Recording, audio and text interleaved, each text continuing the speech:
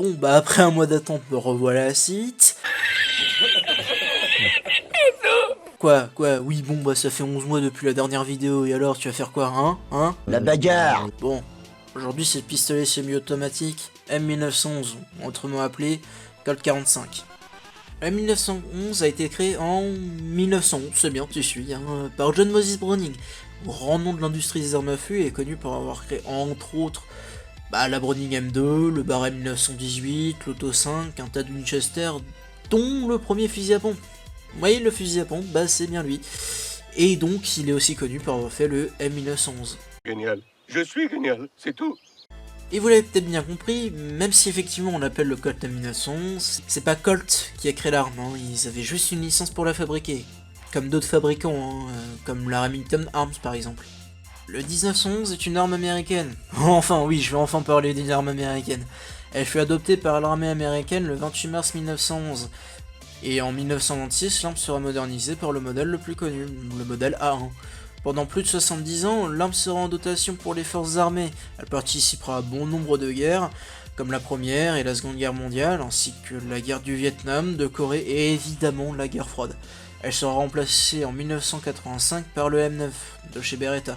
L'arme fonctionne en simple action, c'est-à-dire que tant que le chien n'est pas armé, elle ne peut pas tirer, quand bien même il y aura une balle en chambre.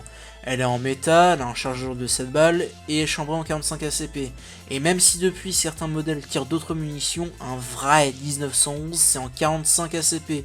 C'est comme prendre une BMW qui n'a pas un 600 lignes, c'est hérétique. L'arme est certainement la plus connue au monde, elle apparaît dans bon nombre de films, de séries et de jeux vidéo.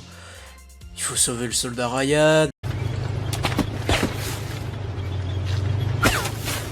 Expendables, Cantorino, Ta gueule, BD. Sin City, Frappe des coursiers de seconde zone. Puis il y a eu Connelly. Le rupin rapace, il vous a donné, mon père.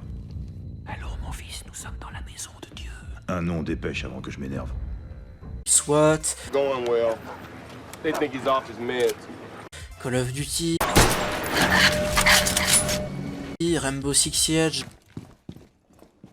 Mafia. Elle apparaît dans tellement de trucs que c'est impossible d'en faire une liste exhaustive. Cette arme est appréciée par énormément de personnes, et les tireurs sportifs l'adulent.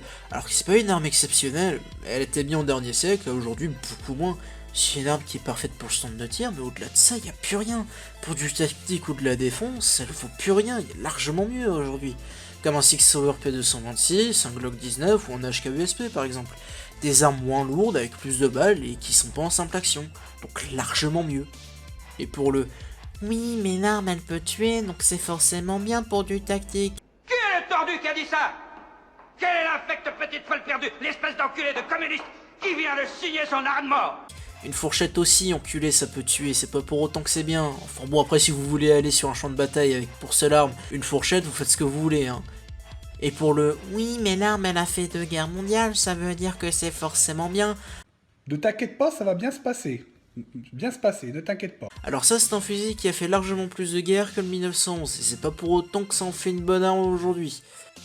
Un bon acheteur de 1911 le fait pas pour s'acheter une arme tactique, il le fait pour se faire plaisir au stand de tir, et certainement pas pour des pseudo-qualités qu'elle n'a pas, donc faut arrêter avec le mythe du 1911 au bout d'un moment.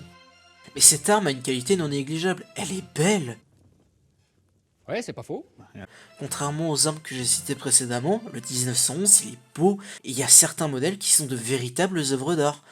Dont 2 modèles sculptés dans de la météorite, je déconne zéro, ils l'ont vraiment fait ces cons. Le 1911 est une arme qui est faite pour se faire plaisir au stand de tir et pour être jolie. Certainement pas pour du tactique ou de la défense, contrairement à ce que disent beaucoup de personnes. Pour le tactique, elle est pourrie.